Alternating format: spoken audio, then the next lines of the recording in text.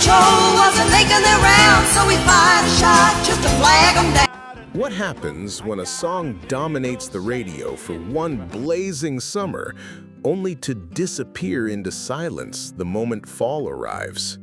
You sang it, you danced to it, it was everywhere. And then, like a magic trick, it was gone. But he went off to Andy's house, slipping through the backwoods quiet. 1973 was a wild year in music. Glam rock was exploding, disco was warming up, and soft rock had the entire country swaying. But buried beneath the stadium anthems and chart-topping legends were the songs that hit hard once and never came back. Some were beautiful mistakes, some were ahead of their time, others were just too weird to survive. But each left behind a hook, a voice, or a memory that still echoes today, even if you can't quite remember who sang it. So let's rewind to a year of flukes, falsettos, and forgotten fame. You might be surprised what you remember. And even though we ain't got money, I'm so... We're counting down 15 unforgettable one-hit wonders from 1973. Tracks that soared up the charts, took over roller rinks and living rooms, then vanished like smoke. Some were quirky, some were soulful. A few came from artists who never even wanted to be famous, but every one of them captured a moment in time. You'll recognize the melodies instantly. The names behind them? Not so much. Let's find out which hits still live rent-free in your head, and which ones will make you say, wait, that was from 1973?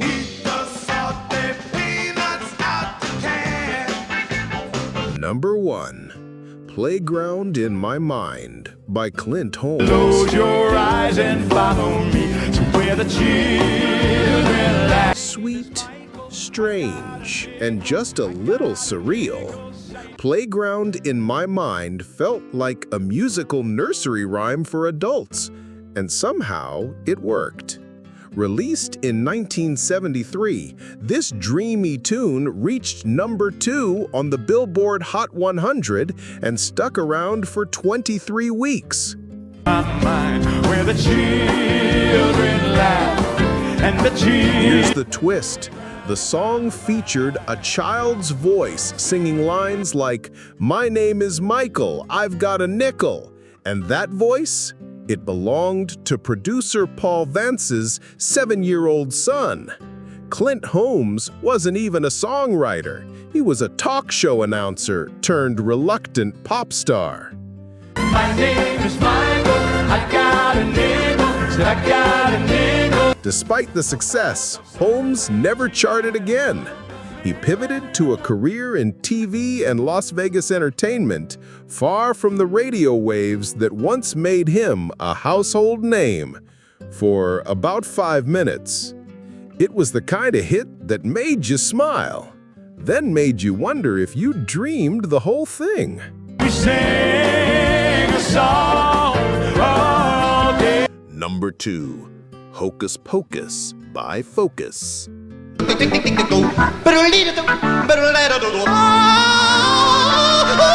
Yodeling, flute solos, guitar riffs on fire. Hocus Pocus was pure chaos and somehow pure gold. Released by Dutch prog rock band Focus, this roller coaster of a track hit number 9 on the Billboard Hot 100 in 1973 and became a cult favorite almost instantly.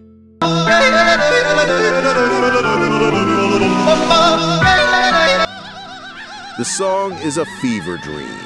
1 minute it's a hard rock assault. The next it's a medieval yodeling contest. Guitarist Jan Ackerman shreds, while vocalist Thijs van Leer yelps, whistles, and scats like a mad scientist conducting a music experiment. And yet, it worked.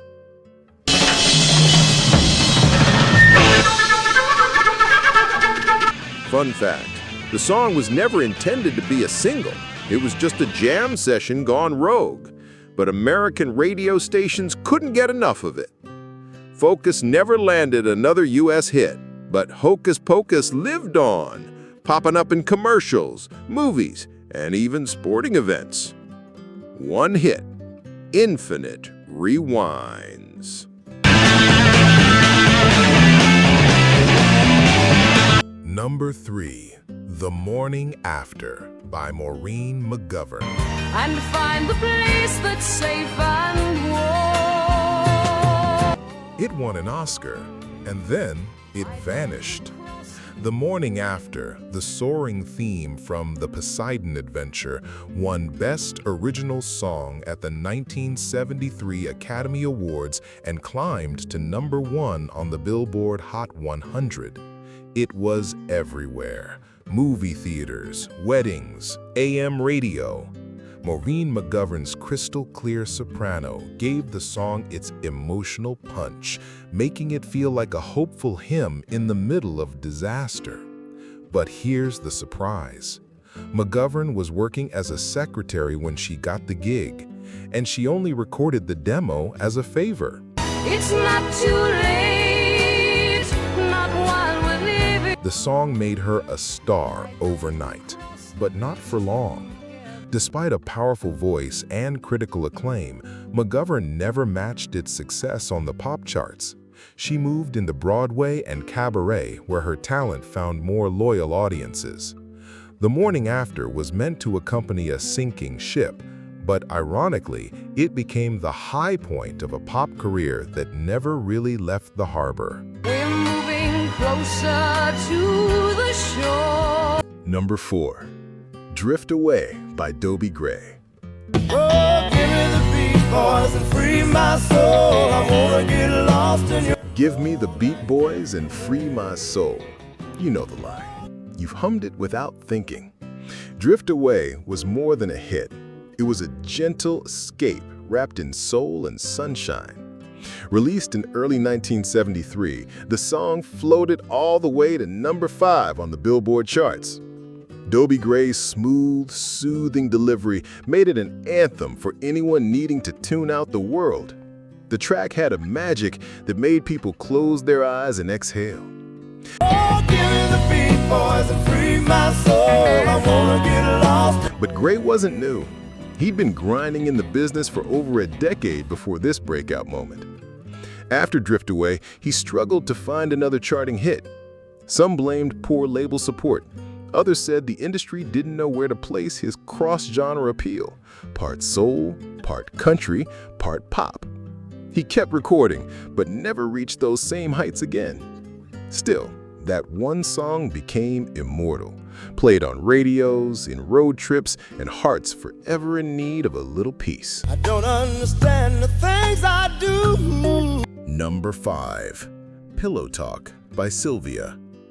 So friends who tell me wrong from right, I'll ask to borrow. Whispers, moans, a slow groove that made censors nervous.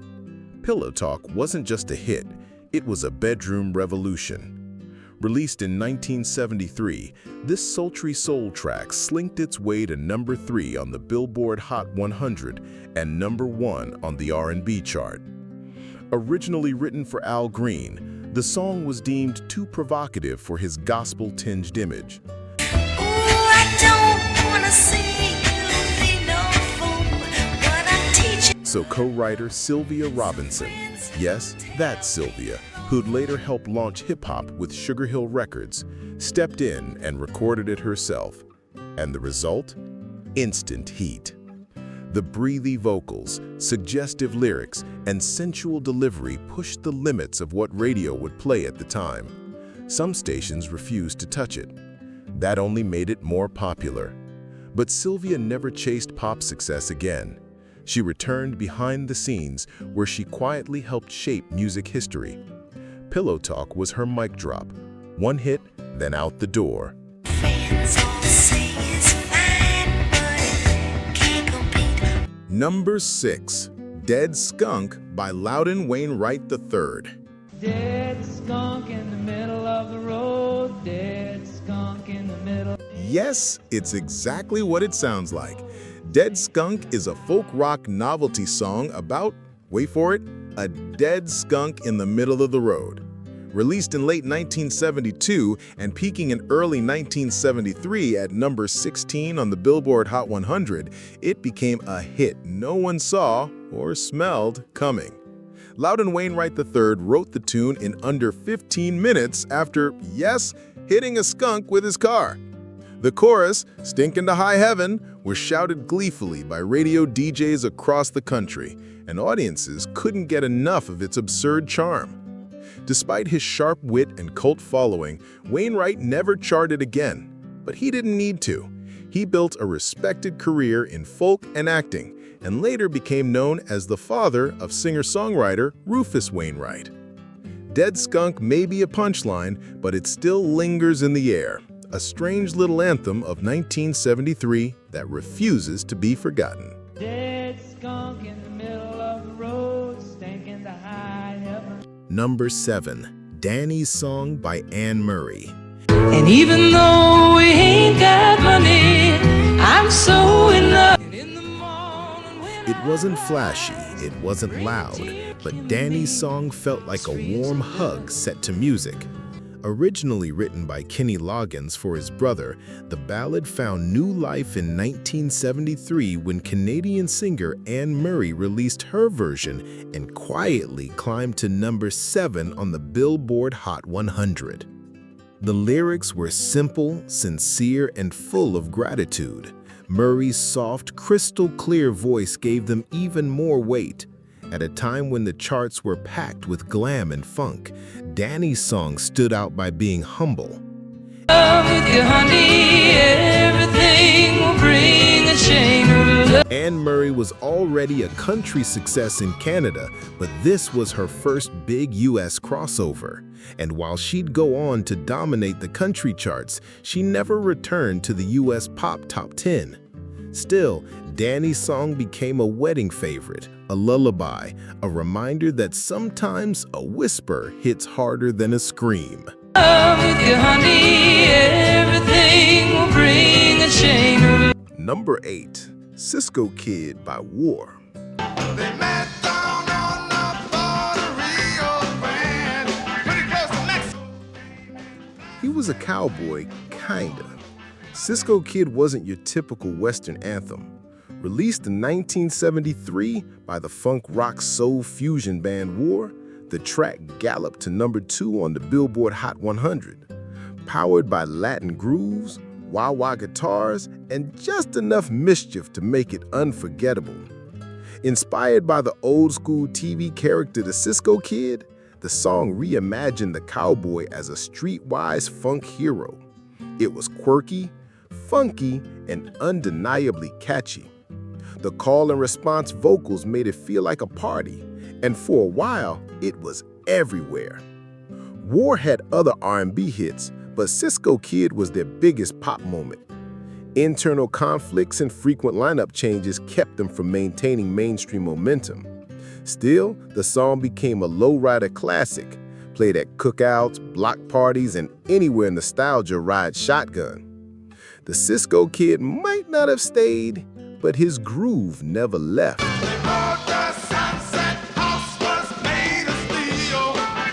Number 9.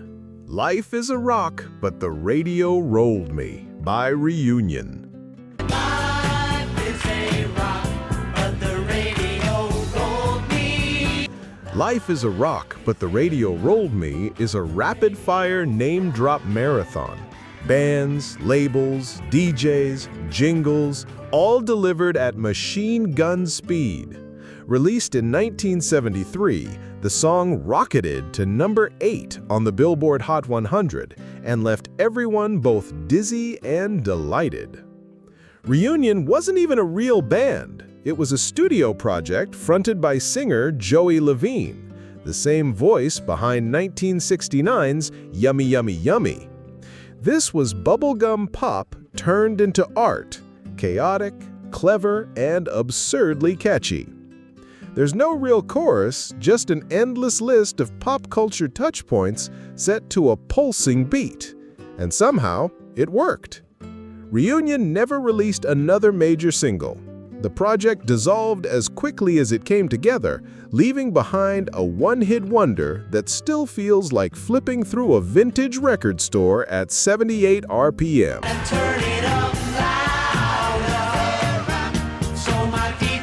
Number 10, Wildflower by Skylark.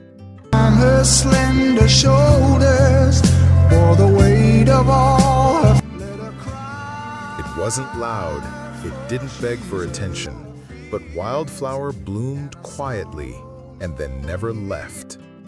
Released in 1972 and peaking in 1973, the track reached number 9 on the Billboard Hot 100 and became an unexpected soft rock classic. Written by Doug Edwards and poet Dave Richardson, Wildflower was a tribute to women who carry silent pain. It's tender, aching, and timeless. Delivered by Canadian band Skylark, which included a then unknown keyboardist named David Foster. Here's the twist. Foster would go on to become one of the biggest producers in music history. But Skylark?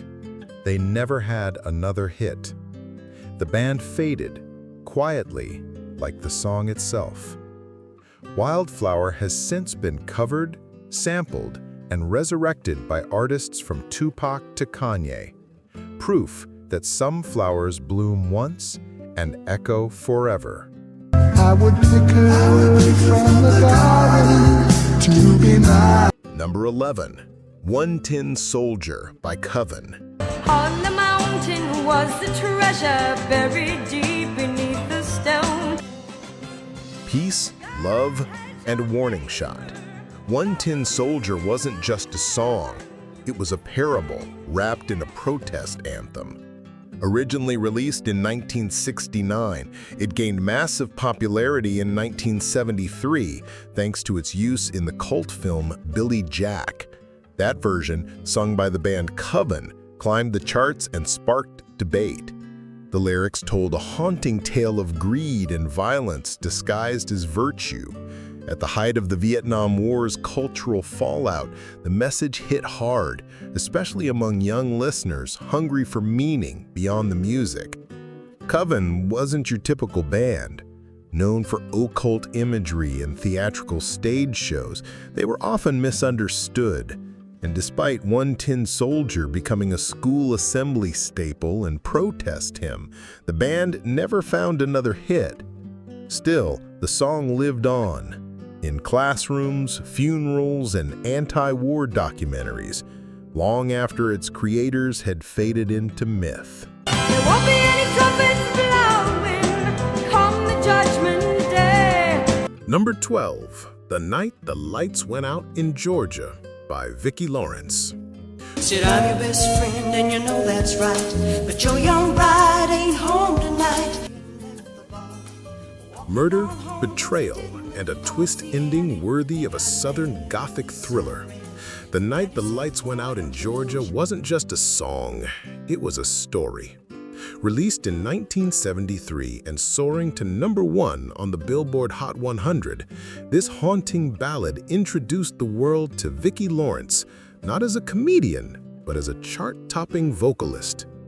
Written by her then-husband Bobby Russell, the track tells the tale of a man wrongly executed for a crime he didn't commit, with a chilling final reveal. It was the narrator who did it.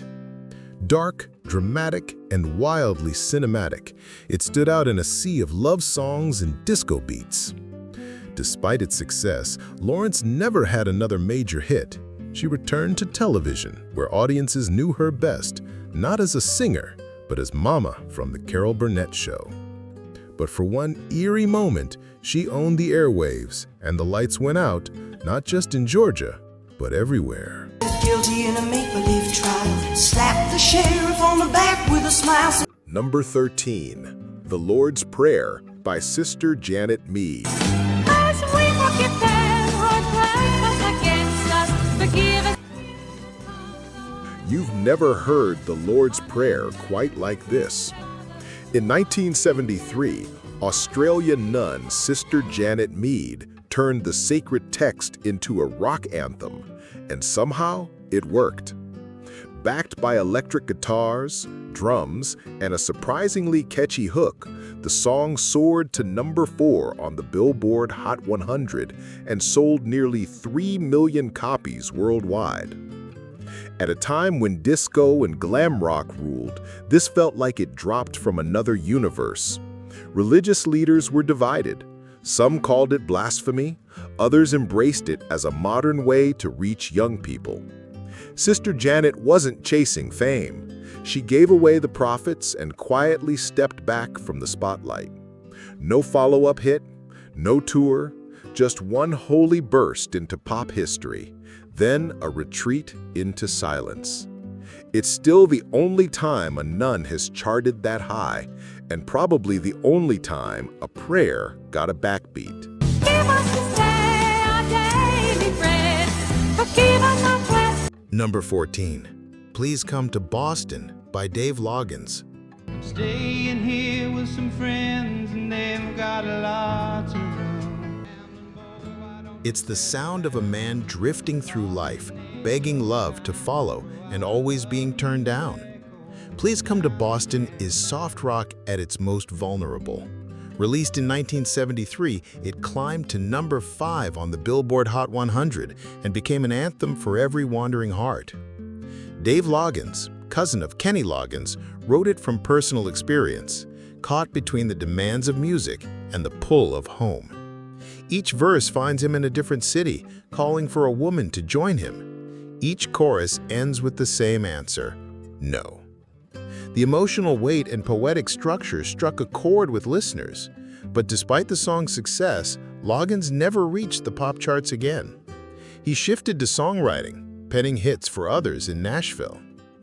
Please Come to Boston endures, not because it's flashy, but because heartbreak never goes out of style. Come to Boston, she said no. Number 15. Tell Me a Lie by Sammy Joe. I don't really wanna spend the night alone. Tell me a lie. Sweet words like Some songs beg for truth. This one begged for denial. Tell Me a Lie was a soulful ballad soaked in longing. A woman asking her lover to fake it just a little longer. Released in 1973, it reached number 21 on the Billboard Hot 100 and number 14 on the Adult Contemporary chart. Sammy Joe had the voice, smooth, aching, full of quiet power. The lyrics hit hard. Say you're not a married man. It was messy, it was raw, and listeners felt every note. Rumor has it Sammy Joe was going through a breakup during the recording, and you can hear it. But whether it was personal pain or perfect performance, the result was unforgettable. After that, she faded from the charts. The industry moved on. But that one song, desperate, honest, and heartbreakingly human, stayed behind. don't worry about my sorrow. You'll be long gone. Some hits never had a second act, but somehow they still found a way to stick around. On mixtapes, in movie soundtracks, or tucked inside the corners of our memory. These 15 songs from 1973 may have been one-hit wonders, but each captured something real. A feeling, a season, a story you didn't even know you remembered. So now it's your turn. Which one hit you the hardest? Which one made you smile? Or say, I haven't heard that in years. And which ones did we miss? Drop your favorites in the comments below. We're always listening. And if this trip down memory lane brought back something special, make sure to like, subscribe, and hit the bell. Because at the Forgotten Beat, we've got plenty more stories that time tried to erase.